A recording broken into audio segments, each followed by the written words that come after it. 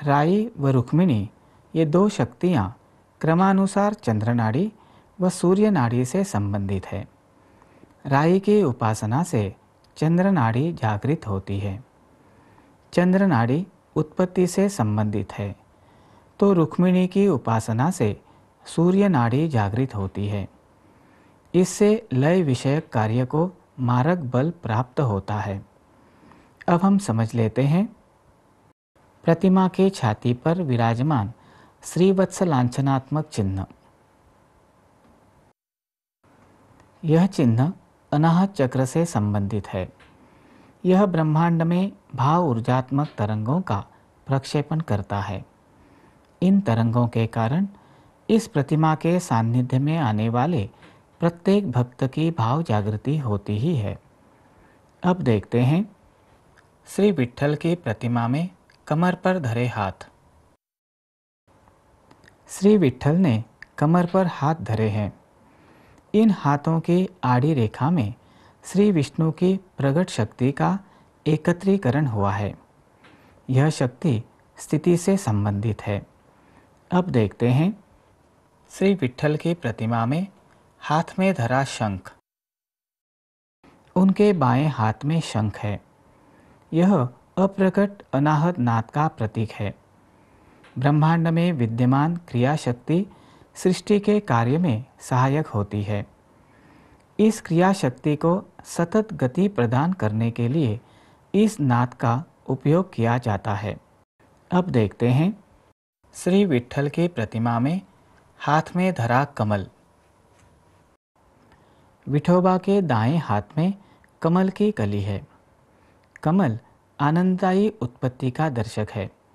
इस कली में विद्यमान दिव्य सुगंध ब्रह्मांड में विद्यमान ईश्वरीय इच्छा शक्ति को जागृत करती है। देखते हैं श्री विट्ठल की प्रतिमा के चरण। विट्ठल की प्रतिमा के चरण पूर्णतः ईंट पर टिके हुए नहीं है। यह प्रतिमा केवल पादांगुलियों पर अर्थात पैरों की उंगलियों पर टिकी हुई है। चरणों की पीछे की रिक्ति अर्थात ईंट व उठी हुई एड़ी के बीच की रिक्ति कार्यरत होने से विट्ठल भक्तों को योगाभ्यास के माध्यम से अष्टमहासिद्धियों की प्राप्ति होती है। समझ लेते हैं प्रतिमा के दोनों पैरों के बीच में विद्यमान लाठी।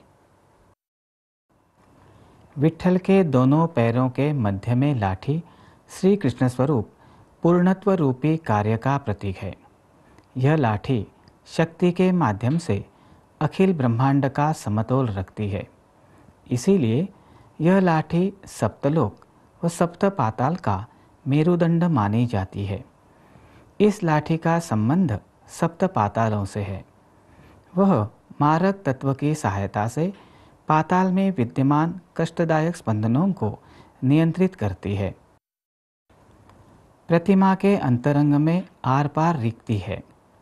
इस रिक्ति में अनंत ब्रह्मांड श्वेत अप्रकट प्रकाश के रूप में समाया हुआ है।